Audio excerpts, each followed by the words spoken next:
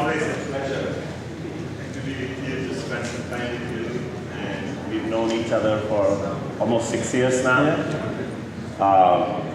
Dheeraj Pandey is the founder CEO of Nutanix, which is one of the hottest and most promising infrastructure companies, which we are all very proud of. You know, what you and your team have done in the last 6 years. And I always believe that, I think I've said this multiple times, that in any decade, there is one infrastructure company that will make the mark and that will last for a long time. I mean, if you look at 80s was Sun Microsystems, 90s was Cisco, and 2000 was VMware. And I believe this decade is the year of Nutanix. You see. So, Nutanix has built a very complex technology. They've taken a very complex technology and turned that into an extremely useful and a disruptive kind of a solution, especially in the data centers. And why don't you just tell us your journey from the time you started the company and where you are at this point of time. Sure. Thanks for the opportunity, by the way, BV, and thank you everyone for your patience here. So yeah, we started 6 years ago, exactly 6 years ago in September of 2009. There were 3 of us founded this company. We hired our first employee in January of 2010. And within 9 months? Within 4 months of starting the company, we had a first employee.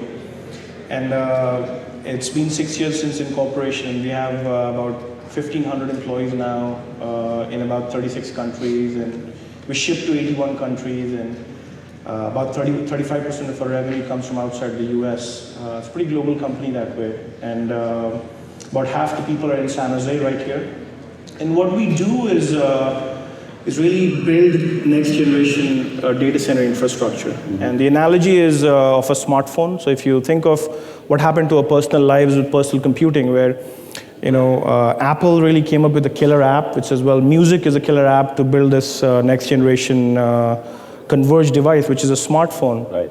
And then everything became pure software, cameras, video cameras, GPS devices, voice recorders, everything became pure software. And I think a similar revolution is upon us in the space of enterprise computing as well. So we had to pick a killer app, and we picked storage as the killer app, and we brought storage into pure software, and now everything else is becoming pure software. Wonderful, wonderful.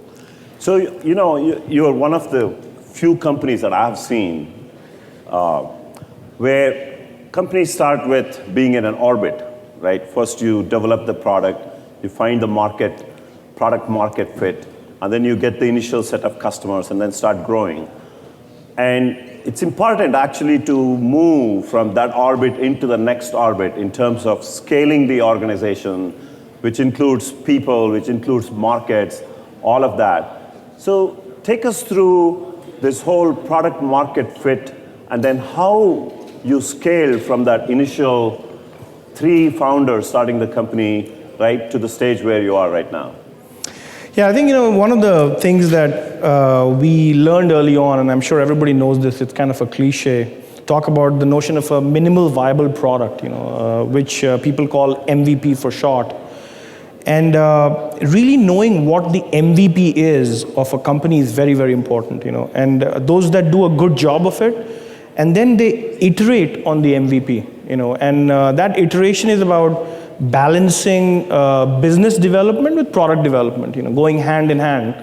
And I think that is probably a very fine tightrope walk in some sense, because many companies either do very little or do a lot, try to do a lot. I mean, every time something doesn't work, they're like, let's build more features in the product because this is the reason why it's not working or people are not buying it. So I think knowing that balance is actually an art more than a science, I would say, which is why many companies don't really succeed, and some of them actually do. And for us, it was very important that we really focused on a use case, figure out one use case and take it from there to future use cases. You look at any successful company, they've figured out the first use case, which becomes like a tip of the arrow approach to really building a business. And we did that relatively well in the early days. And Then you realize at some point that the product is now following a 90-10 kind of a ratio where 90% of the deployments are low touch and 10% are high touch, which is actually okay because there's a cost of doing business as well. And until that 90-10 arrives, you don't scale the business, And we actually waited to the right moment so about 2.5 years ago, we were still 200 people in the company. And today we are 6x or more bigger actually, in the last 2.5 years. So knowing that tipping point where you need to scale the business is actually important. Yeah, and we all know, right? Building a startup company, when you hear the success of a company, right? It looks like it's a straight line, but it's never a straight line. So you always go through some of these ups and downs. What would be the 3 or 4 of these challenges, right, that you went through from the time you started the company and hitting that hockey stick growth? What would be those 3-4 challenges?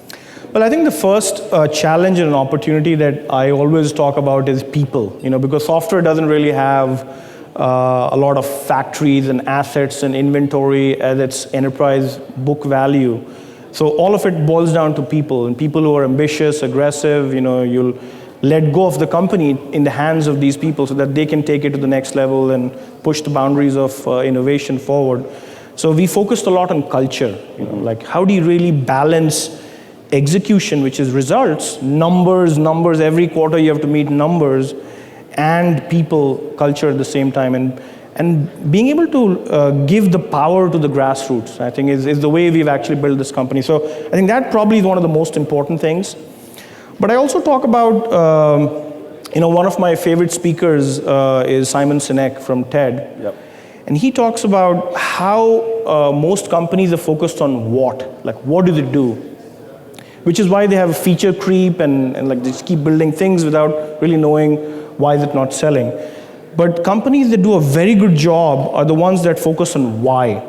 Like why build something, why not build something, and so on. Then the how and then the what. So why, how, and what really helps you learn to say no. Mm-hmm. And this is a very important concept. Learning to say no, especially I think in our culture, is actually that much more rare. Because right. We have this ho jayega, chalta hai types attitude. So to the customers, you have to say no.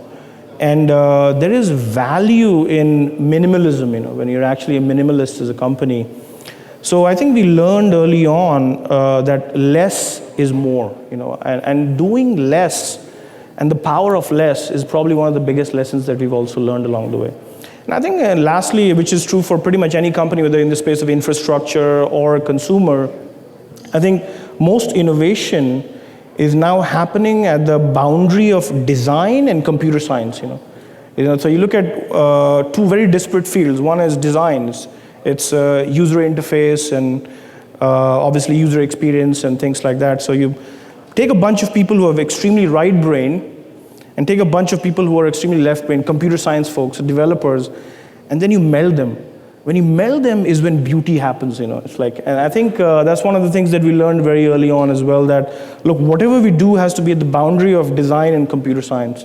So there's an immense focus in the company on usability and reducing friction, How do you reduce friction? Because once you reduce friction, if you look at any very large company that's successful, whether it's even in our space, NetApp, Amazon, VMware, Microsoft, they all reduce friction. And most of what they did was at the boundary of design and computer science. So we're actually focusing a lot on that. So this is something, what you're saying is, emphasize on both the technology aspect and the usability aspect. Absolutely. Right from day one. Unlike in the yesteryears, the first thing is you focus on build the hardcore technology, build all the core stuff, and then let's worry about what kind of user interface that you put in. I think that doesn't work anymore. Absolutely. And I think, even in our space which is the bowels of infrastructure and data centers and enterprise computing, every practitioner now has an Apple product. So they know what usability really means. I mean, they use Uber, they use Amazon, one-click buy, and everything else. So the metaphors that are true in personal computing must actually bleed over into enterprise computing as well. And I think this saying no that you said, right? That's applicable as you're hiring people, as you are building the features or functionality in the product, as you are going after customers, as you are going after markets. And distribution. I mean, And I think, we probably will be one of the rare companies that will say no to some very large OEMs along the way as well, because over distribution is another problem that one has to actually face. I mean, the product and the technology cannot and should not commoditize before it's ready to be commoditized, So along the way, I think just in the last 6 months, we've said no to a lot of large OEMs who were extremely desperate to go and distribute our product.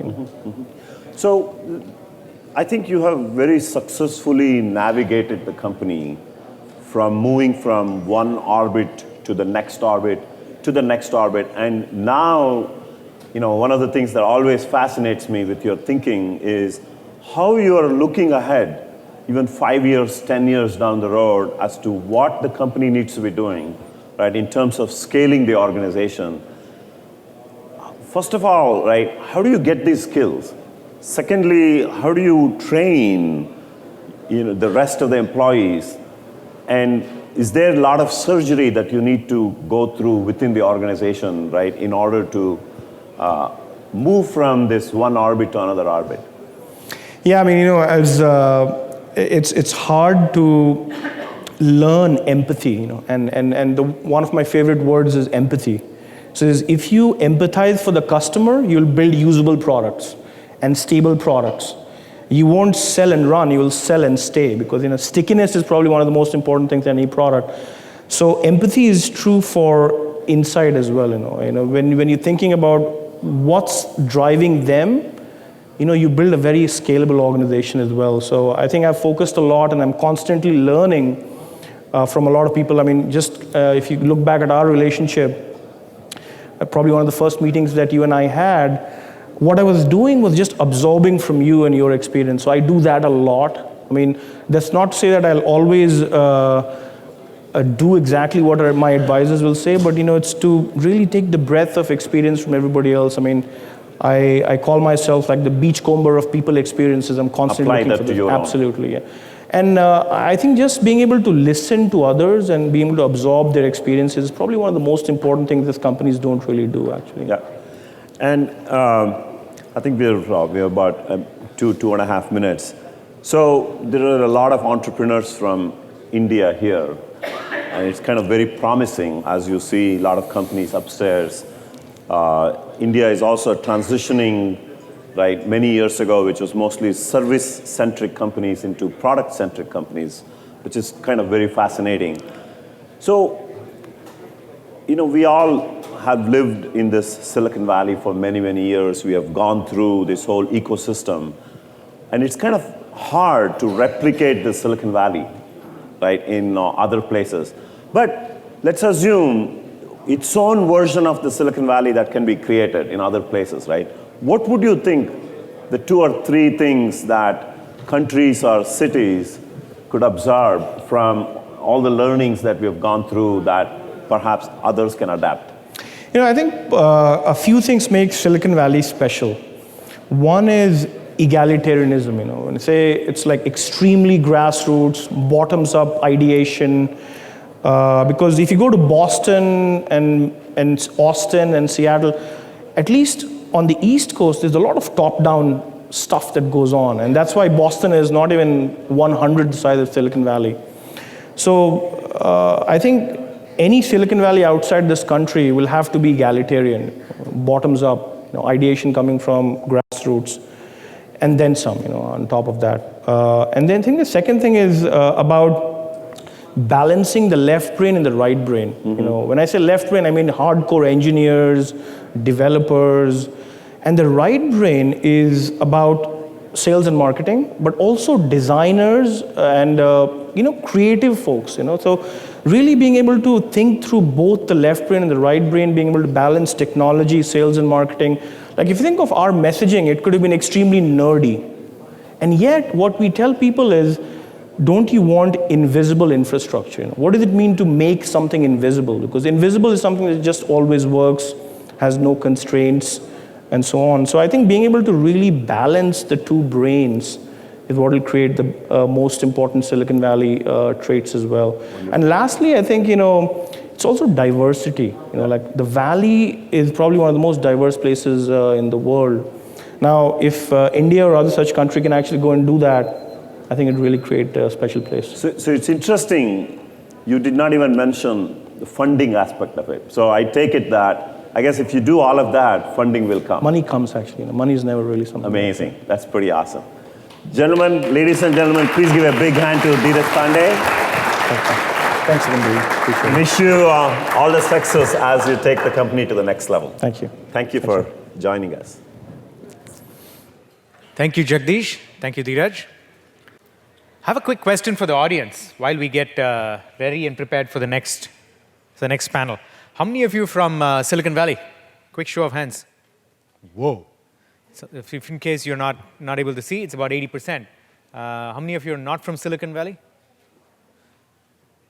Okay, how many of you think you can have a unicorn built outside of Silicon Valley? Wow. How many of you think we have a Silicon Valley here now? And build a unicorn now as well. Okay, so going on to the next panel, we have a discussion on learning the Silicon Valley way itself. We have a very star-studded panel led by Naren, who is the Managing Director of Nexus Venture Partners. And joining him will be Kanwal Rekhi, who is the Managing Director of Inventus Capital Partners, Raju Reddy, who's the Vice President of Hitachi, Neeraj Arora from WhatsApp, and Padmasree Warrior, who was the Chief Technology Officer of Cisco Systems. Naren, over to you.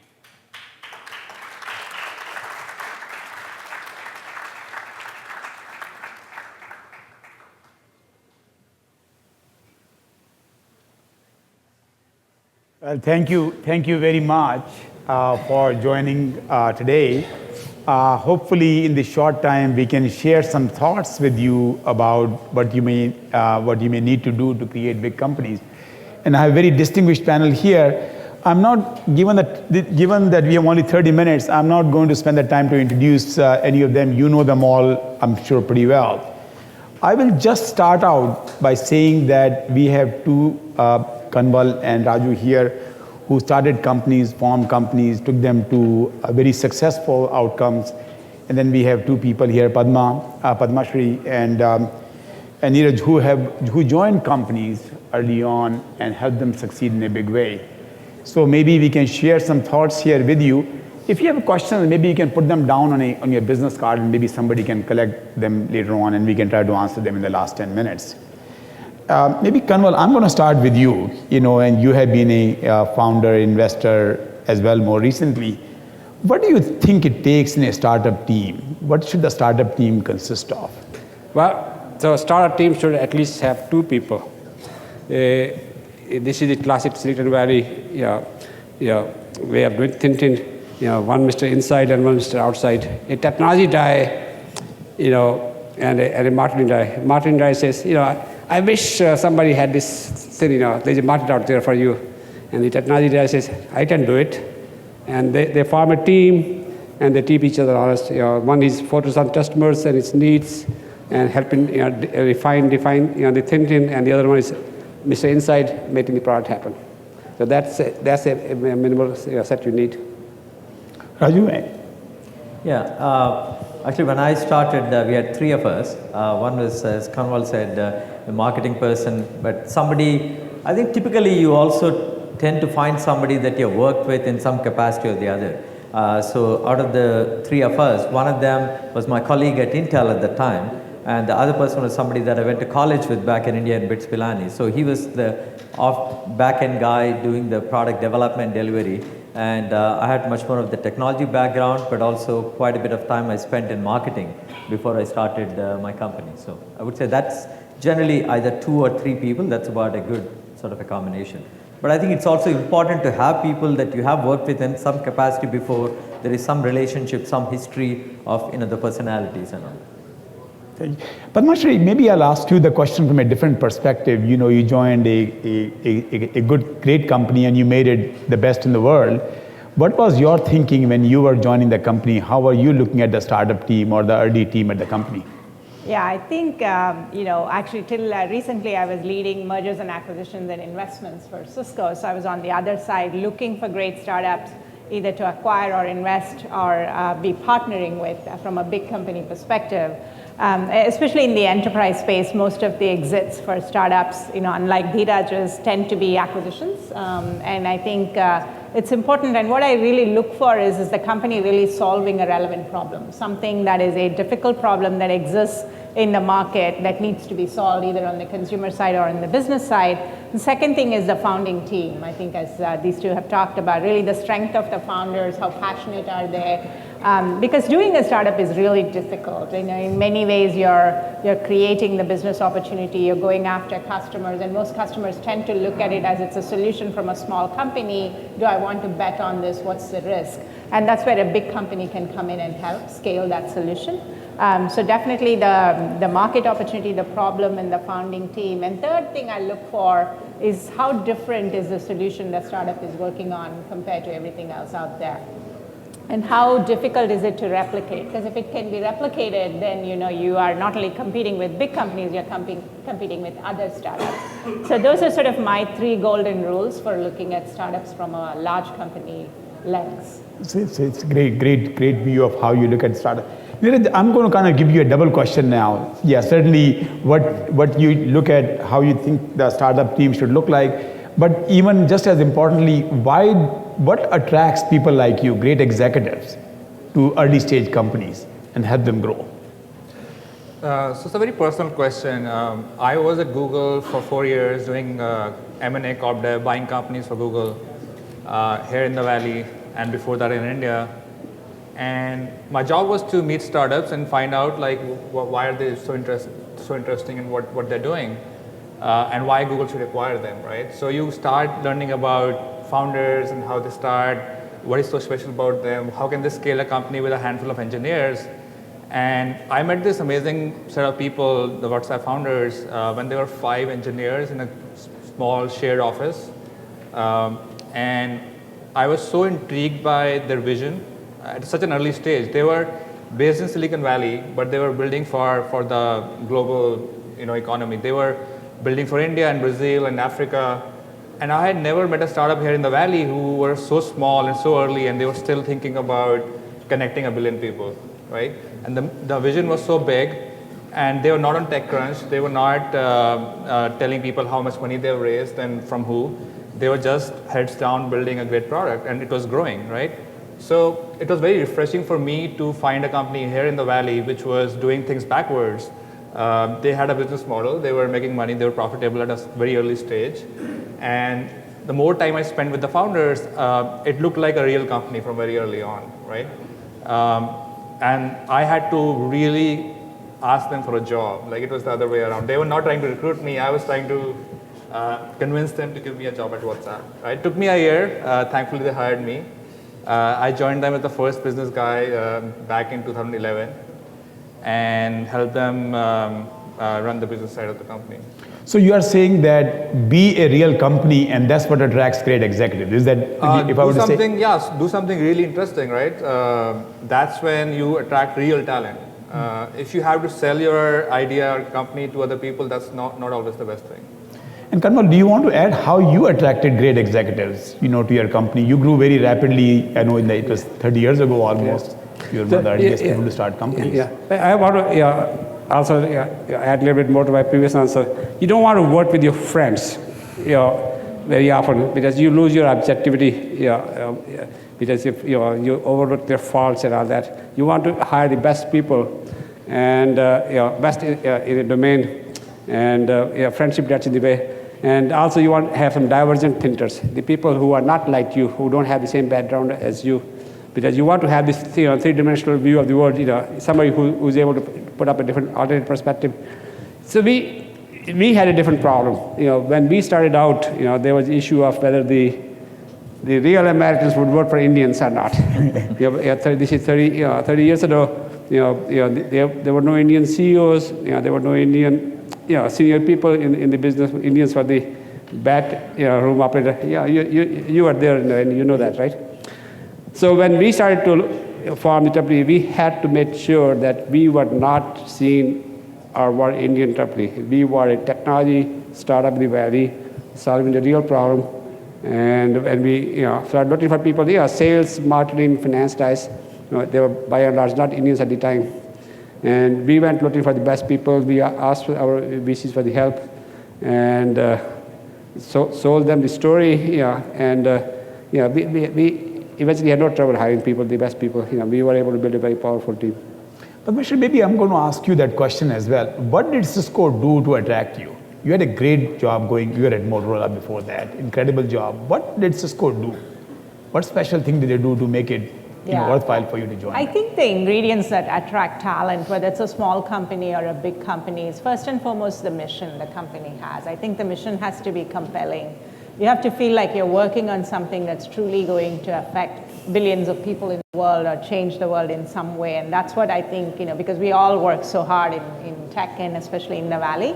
I think the mission that Cisco had about connecting the world and providing connectivity to the world, what attracts you. The second thing I think that attracts talent, and I find this to be true even with startups, why do people leave big companies and security of something to take such risks? I think it's the power of the mission. The second thing is the culture in the company. It's the culture of the company, to a large extent apolitical. There's not a lot of bureaucracy, especially in a big company. There tends to be lots of process, lots of systems, and sometimes that can weigh you down.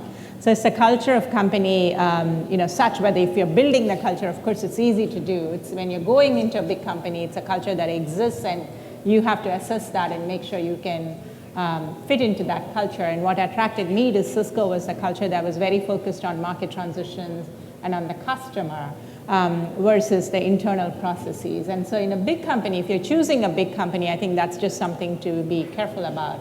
If you're creating a small company or going into a small company, like Dheeraj talked about, the passion of the founders, how committed are they to really creating something unique. So the culture of the company is the second thing that's very, very critical.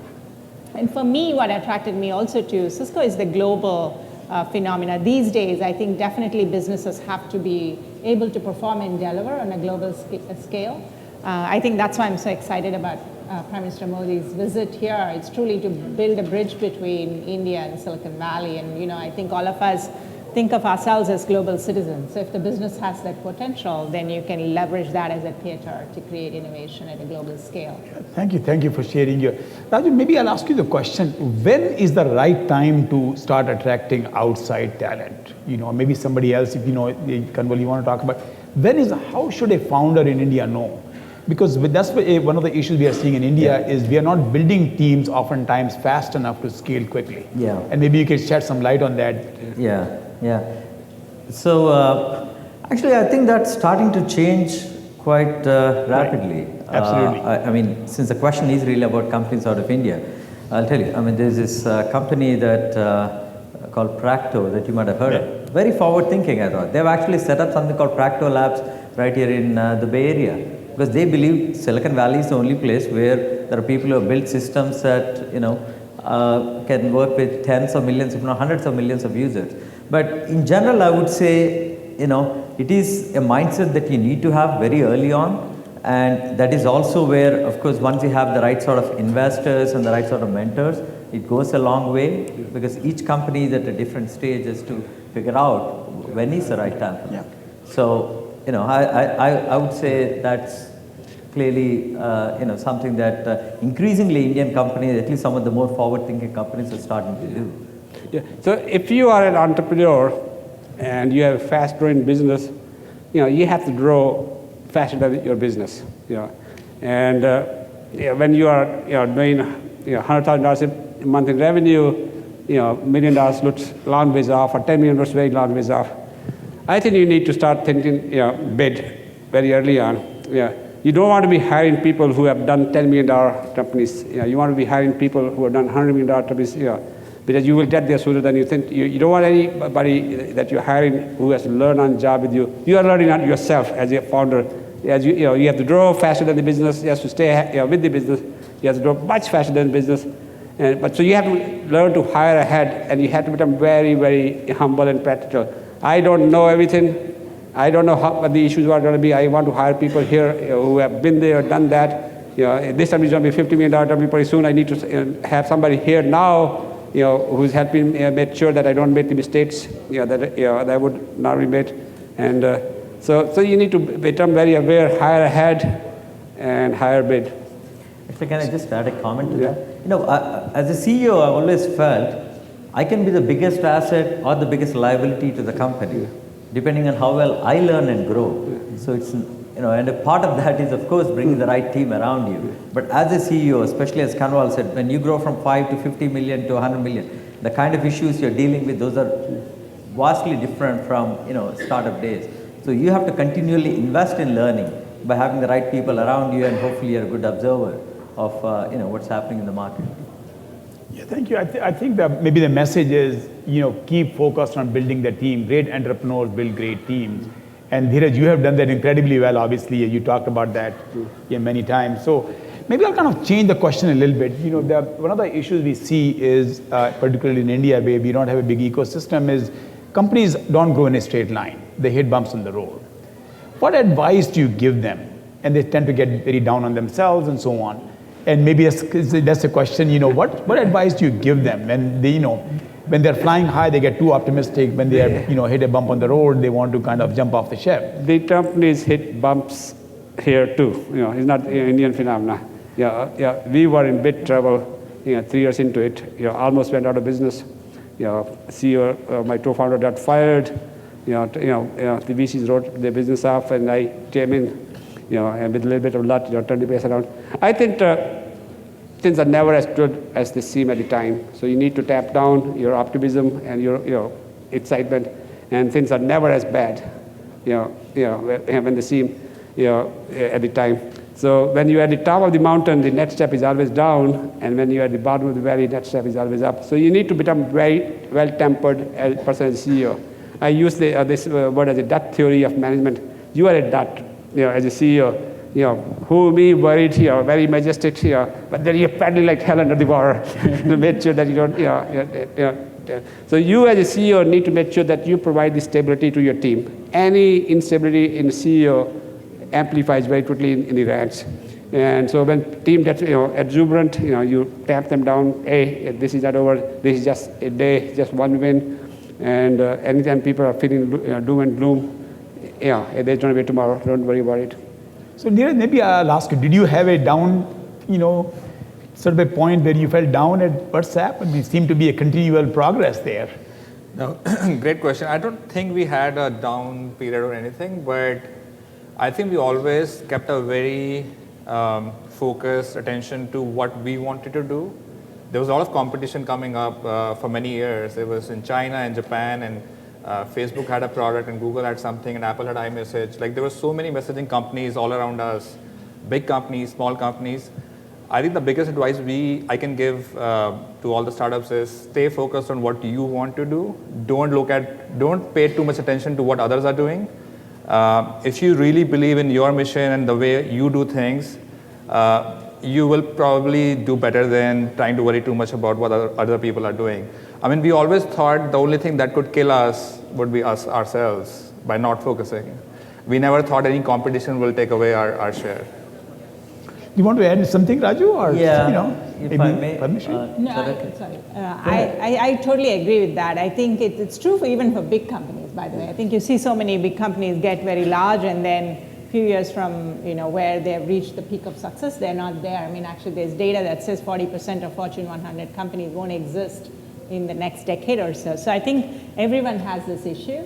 I agree with what Dheeraj was saying. I think the advice I would give both small and large companies is to stay focused on what's happening in the market versus your competition. I think if you focus on market transitions, you catch the transition at the right time, and you continue to execute, as Kanwal was saying. You have to keep a very steady execution focus and have the vision be very clear. So Raju, 30 seconds I'll give you, because I have one more question I want to cover before I open it to audience. I mean, the thing that I want to say is the transparency, the communication is extremely important with all your employees, but also with your board members and others, because nobody expects miracles from the leaders. So everybody knows there will be a down day or down days. So I think having that open communication helps you a lot in those sort of situations. Maybe I want to add, bad news out immediately, good news can wait. Yeah. Okay, so my last question before you, audience is, you're running a company. When should you sell? When should you think about an IPO? And when should you fold? Maybe, I don't know, I guess maybe I'll start with Dheeraj, since you sold the company for $18 billion or whatever. But how did you decide to sell the company? Why? So I think when the founder started the company and through the years, I think one thing we did was we never talked about selling the company or doing an exit. Like the exit question never got discussed within the company because we had a very clear mission. We were doing fine. We reached 500, 600 million people, and we had no intention of even thinking of going public or selling the company, right? But at the same time, we were also getting bombarded by bigger companies if they wanted to partner with us. And Facebook was one of those companies which really wanted to work with us to help us reach connect a billion people, right? And they had done that themselves, and they thought we could be really good partners with them. And I think for us, the inflection point was when the founders thought that what do they actually want to do? Do they actually want to build a public company? Or do they actually want to take this product to billions of people? And the answer was they wanted to take the product to billions of people, and Facebook was the best partner for us to do that. And that's where we actually partnered with them to do that. And we are still continuing to grow. We just touched 900 million actives monthly, and we hopefully will get to 1 billion actives very soon. Raju, you sold your company recently. What was your thinking? Why not take it to the IPO? So, I always feel like you have to build a company to be a high quality public company someday. Then the right things will happen. Okay. Don't worry about, who's going to buy what, when. And in my case, I was fortunate to have Kanwal as my mentor. So, there's a lot of good advice there. It turned out to be, So to me, Hitachi was the company that bought us. And obviously the economics of the deal had to be right. But beyond that, fundamentally it came down to how often does a $100 billion company want us more than we want them. So it was a great home for my employees. That was extremely important to me, having built a company after so long. You have sold lots of companies, you have taken companies public, so you have a lot of experience. In this stage, I really helped Raju maximize at the end. Raju will tell the story. The maximum value is added by people like me at the start and at the exit. I've been through so many mergers and acquisitions, and I know how the game is played. This is the first time entrepreneur is doing. I've done it 30, 40 times. And so in case of Raju, the offer came, I said, shoot it down. Offer improved, shoot it down. Offer improved, shoot it down. And eventually, we got more than 2x the money. And I told Raju, I will make sure this thing doesn't break, but we'll maximize this stuff of the way. But you can see how the damage is played out. Nobody gives you the best offer to start with, and there is a place at which the thing will break, and you got to watch. So the point I would make is a point Raju already made. You build a good company, good things will happen. Any questions from the audience? I guess we have 10 minutes for the questions. Yes. Okay. Any questions from the audience that you want to talk about? Please go ahead. Yes. Can you say your name also, please? I'm Dharmendra Kumar from Maryland. I run a startup called Daksha Tech and Dharma TV. So my question is, how do you make entrepreneurship more socially acceptable, especially in India and especially in the middle class? Because parents want their kids to take up jobs and not start up companies, which is different from how it's in Silicon Valley. I think that was true several years ago. It's becoming less and less true now. The entrepreneurship has become very socially acceptable in India. At least that's my impression now. Maybe in some pockets, but with Naren Murthy and with Fani Sama there, and now all these guys, Bansals and guys at Snapdeal. I think entrepreneurship has become very socially acceptable in India. I would agree with that. Actually, I can state that because, we work with a lot of companies in India. It is definitely more acceptable. But in the end, you also have to be able to convince your family. You need to tell them that this is something you want to really do. And most families ultimately will fall in line. So let me add, do it in spite of your mother's advice. You can always meet up with your mother at the end. She still love you. She still love you. It's actually true. Yeah, because when I left Google to join WhatsApp, my parents had never heard of this little company with 20 people, and they were like, "Are you crazy? Why would you do that?" And I just had to convince them, because if you have to follow your passion. If you're really passionate about some startup, you have to convince your parents to allow you to do it. That's what I would say. Anybody else wants to add anything, or maybe we'll get another question from? Yeah, I think there's a question there. Yes, please go ahead. My name is Pandey. I'm the CEO of Getaplaza company. So my question was based on you have all seen a lot of companies go through their life cycle. And what is, we are an early stage company, we have raised $1 billion seed round, and we're thinking about PR and marketing. And so in a consumer startup, what is the right time to bring in a PR firm? And do you see a correlation between bringing it early or late that affects something? Kanwal, you want to take that? So, PR, this is like any business. You don't want to do PR too early and you have nothing to offer. This is the, you see that operators are standing by. When you do a PR, there has to be some immediate action that customer or consumer can do. So you need to have your service out ready, stuff. Then you start to do PR. There's an immediate action that consumer can take. If you are too early, is wasted effort. And too late, your product could start to go stale. Dheeraj, anything we want to add?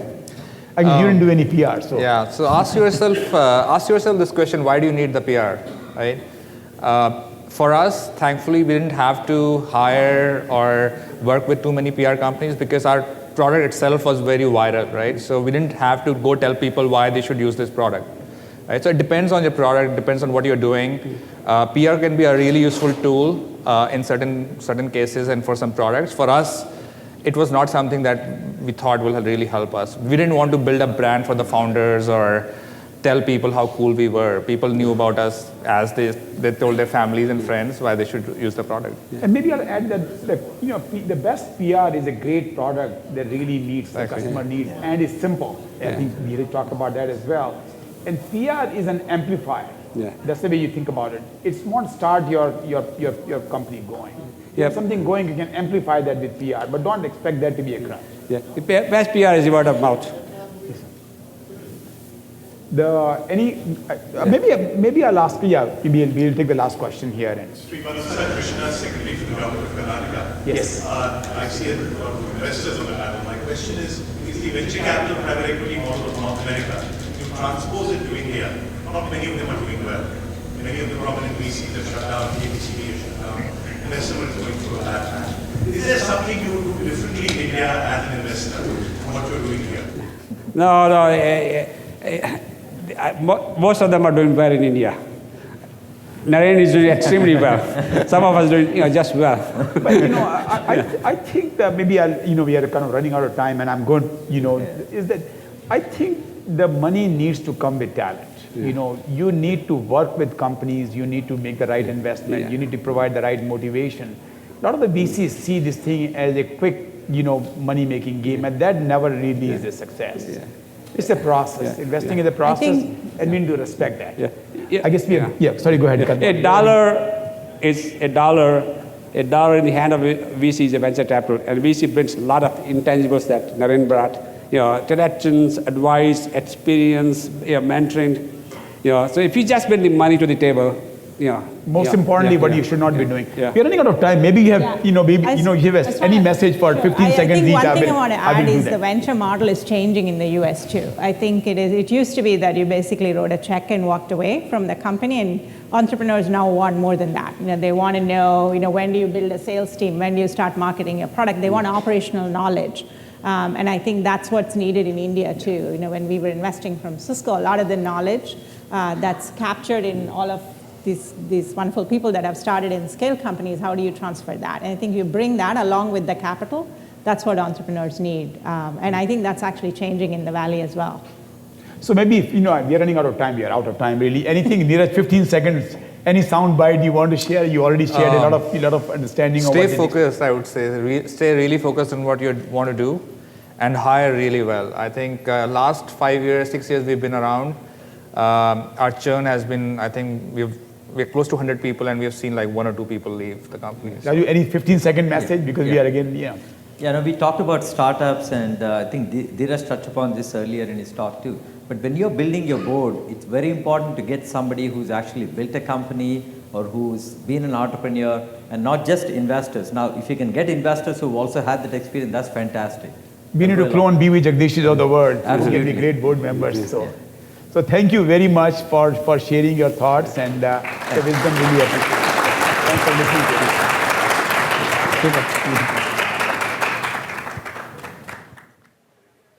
Thanks, Naren. We're on to the last panel before lunch, so you know that it's probably going to be the most exciting of the lot. Is that right?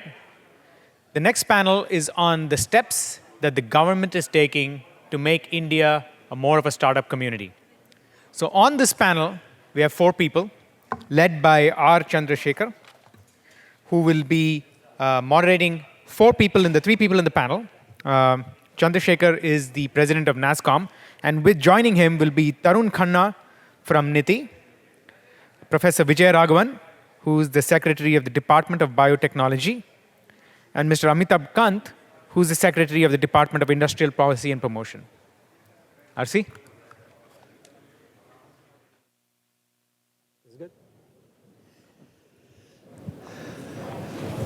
Well, good afternoon for the second time. We have 2/3 of the panel in place, and we'll.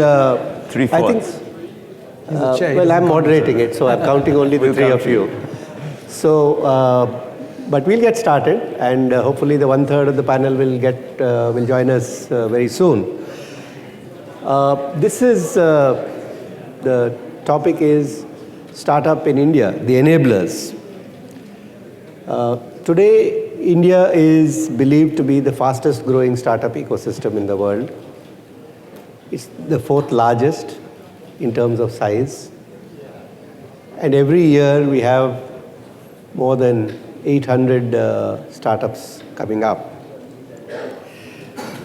So we've also seen that the flow of venture capital has been significant, and this year it is expected to be twice the amount of capital which flowed in the previous year, and is expected to be in the range of $4 to $5 billion. And you also, some of you would have heard what the Prime Minister said yesterday and how the government has been pushing the whole startup agenda. So from all this, one might conclude that all the enablers are in place. But is that so? And we face a plethora of questions, and the usual questions which were asked at the time when the first IT revolution took place. Whether all this that is happening in India, is it happening because of the government, in spite of the government, or irrespective of the government? And what are the things that need to be done? What are the pieces that are missing? These are some of the questions. But whatever it be, many people believe, including myself, that the real potential is certainly far greater than what we have seen so far. And if you look at the kind of issues which are raised of some of the startups which have reached the first level of success, actually moving out or incorporating elsewhere, then it's clear that there are a bunch of issues. So I don't want to get into the bunch of issues, but in this panel we have people who can not only provide us with a very informed insight, but a very authoritative insight, at least as far as the government in India is concerned. So let me now start the discussion by turning to Professor Tarun Khanna, who is not only a professor at Harvard, but more relevant for this discussion is the fact that he is also the chairman of the Niti Aayog Expert Committee on the Atal Innovation Mission, which is a flagship program of the government in this space. So, Professor Khanna, now, you are heading the expert panel, which is supposed to show the path in terms of getting into this higher orbit in terms of innovation and promoting the startup culture. So how will this Atal Innovation Mission, which is a flagship mission of the government, roll out? And where do you see the big opportunities for startups? We have this exhibition upstairs which has startups from the agriculture sector, from the financial sector, from the healthcare sector, from energy sector, a lot of sectors which are particularly relevant for India at this stage of its development. So what do you see as the big opportunities, and what is the kind of support, or what's the long-term support that you see? Thank you, Mr. Chandrasekhar. Thank you, everybody, for being here in this panel. It's a good opportunity for us to discuss some really important issues to India and most developing countries. I'll share with you my insights both in corralling together 10 odd colleagues in India and from overseas who constituted this expert committee on entrepreneurship and innovation about 4 months ago, and we've been at work on this policy document, which still has to be released. But in a nutshell, I see the glass very much as half full, not empty, not half empty. And that perspective is very important because there continue to be tons and tons of problems, but it's more advisable to see them as opportunities for us. You know, in the previous panel, somebody in that corner of the room asked, how do I get my mother to agree to let me to be an entrepreneur? And Kanwal's response was, this is not a problem. Well, I don't agree with Kanwal. I mean, I both agree and disagree with him. On the one hand, it is true that entrepreneurship really has caught fire, and you can see it in the enthusiasm over here. On the other hand, there really is so much more opportunity, and it is so exciting, and that's why this Atal Innovation Mission, which I believe the finance minister had announced in the budget speech, and we were then asked to put some structure around it, is so fundamentally important to the net job creation that has to happen in India. It's good that you alluded to the wonderful startups upstairs, and in your description was something very heartening, that it spans all the sectors. It's not just mobile apps. I realize I'm sitting in the heart of Silicon Valley and mobile apps are where it's at, but that's great. But that's not going to solve 99% of the world's problems, certainly not India's problems. But I think the ethos that we can pick up from what Silicon Valley has shown us, from what Berlin and London and Boston and Bangalore are showing us, Guangzhou are showing us, that ethos is very important to spread. And so what AIM, this Atal Innovation Mission, is about is somehow providing a little bit of a skeletal infrastructure so that that ethos can radiate through every nook and cranny of the economy. Because remember, we need roughly, I'm told, and my colleagues in the government can correct me if I'm wrong, but roughly 10 million net jobs per year, which is 100 million in the next decade. There is no amount of tinkering with existing enterprises, whether state-owned or private, that is going to generate 100 million net new job creation in the next decade. So it has to come ultimately from entrepreneurship and innovation. And anything that we can do collectively to build a foundation so that it becomes easier, particularly for young people, to come together and to try new ideas, is, I think, central to the future of the country. Okay, so I think it's good that the focus is very sharply on promoting innovation and treating that as the primary engine for job growth. Let me turn to Amitabh Kant. I had mentioned, that the startup sector in India is on fire, and every day you pick up a newspaper, you'll see stories about startups, and it's really caught the imagination. But there are a lot of questions also which people ask, and primarily the questions relate to why some of the successful startups are having to move out. Inevitably, the question of ease of doing business comes up. Now, you are the man in the hot seat, the one who is responsible for, improving the ease of business. And I know there are a bunch of things that you have been doing. You brought out an index of competitiveness of states by completely outsourcing it and encouraging competitive federalism at its very best. So what are the kind of things that the government is looking at in terms of promoting the ease of doing business, especially for the startups? So to my mind, you have to create the right ecosystem for startups to really flourish. And India, unfortunately, has over the last 60 years made itself an extremely complex, very difficult, and a very complicated place to do business. So India must become a very easy and a very simple place to do business. And I think the focus in the last 1 year has been to just dismantle a whole lot of paperwork, procedure, rules, regulation, acts, and a lot of dismantling has been done. More than that, we've created this sense of competition amongst the states. And I think I think India needs to do this, with huge amount of vigor, huge amount of energy, year after year, just dismantle these procedures which have been built over the last 60 years. I think startups can flourish only if we make India the easiest and the simplest place in the world to do business in. I mean, that's the key to my mind. The second key thing is that, we must accept in India that people are going to fail, and people are going to fail to succeed. And in India, we don't have very strong bankruptcy laws. So you need to allow people to enter, people to exit. And I think the good thing that the government has done is to have this Vishwanathan committee, which is going to give its report next week. And I think India is heading for a very, very progressive bankruptcy law. So startups can die out, startups can exit, startups can enter, and I think that's really the key to my mind. So very easy rules and regulation. And thirdly, I think to my mind, the government must keep itself totally out of the startup movement, and the government must keep itself totally at arm's length. And to my mind, if you want startup really to flourish in India, we must build up a system where we say that startups will not require any clearance at all. So no income tax, no labor regulations, no corporate laws, nothing to apply for startups for a period of 5 years or till they reach 50 crores turnover. You create that ecosystem, India will boom, and India will boom for the next 10 years.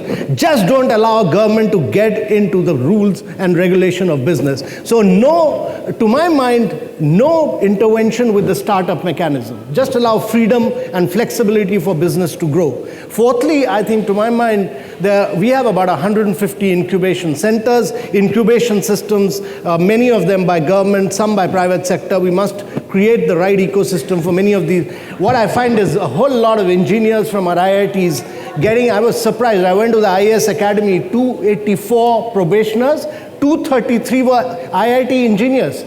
So you need them to get into incubation, get into prototyping, get into entrepreneurship rather than wasting their time in IAS and foreign service. So I think you need to reverse this whole circle. Fifthly, to my mind, you need a whole lot of mentors from the Silicon Valley to provide mentorship to young Indian enthusiastic startups movement. And lastly, to my mind, one great thing which we need to do is to build up our patent system, a patent regime. And that should be quick, should be fast. And what we are planning to do through the Controller General of Patents is to say that Indian startups will be given a fast-track mechanism of patent registration. We'll have a whole system of lawyers across the country, and they will be able to register their patents totally free of charge.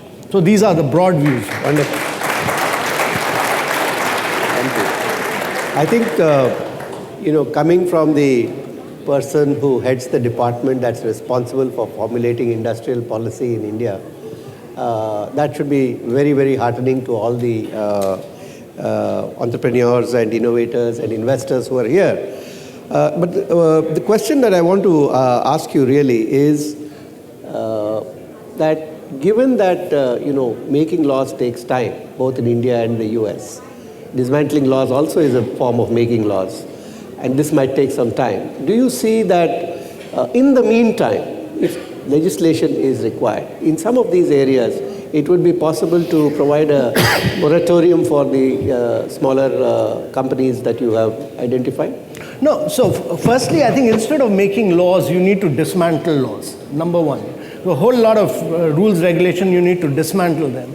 Secondly, wherever you need a new separate provision for instance, in the Companies Act, to my mind, we need to create a separate provision, because if you go according to Companies Act, it will take you 3 weeks, 4 weeks for a company to get registered.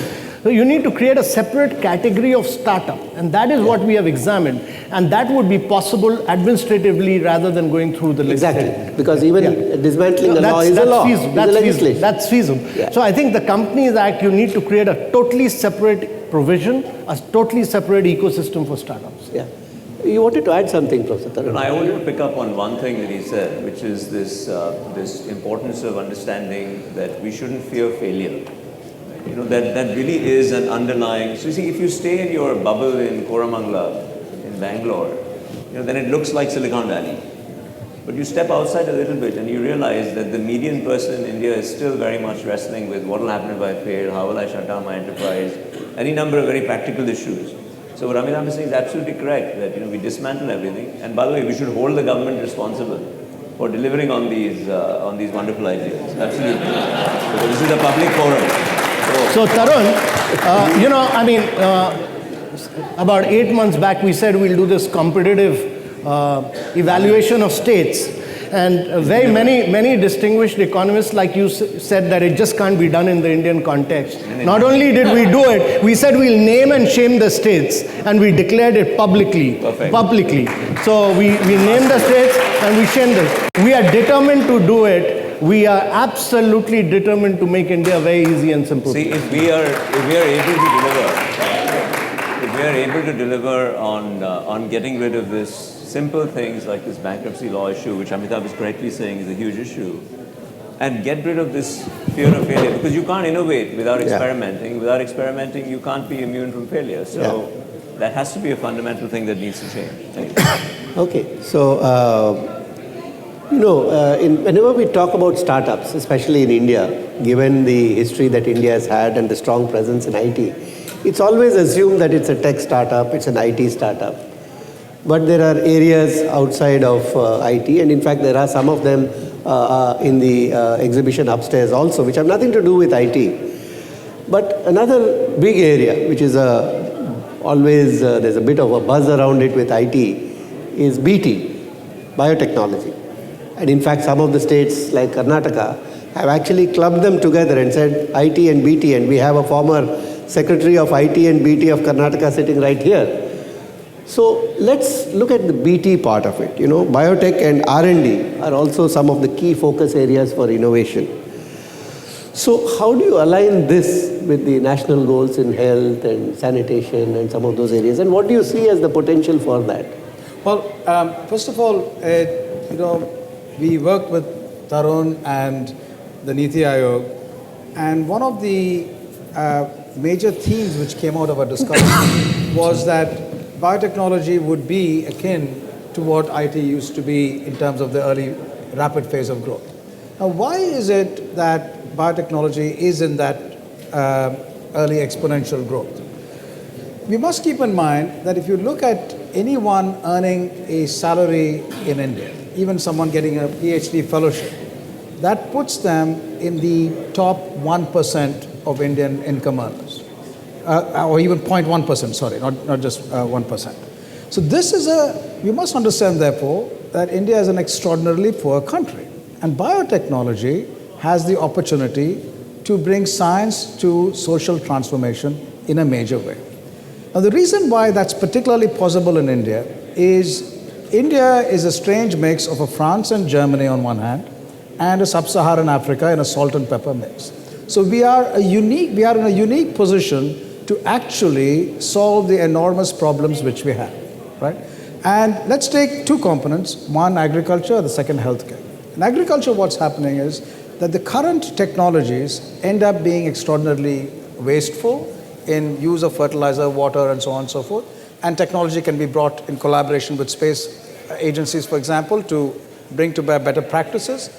Agricultural practices through changes in biotech are enormously dramatically changed over the last few years. That provides new opportunities.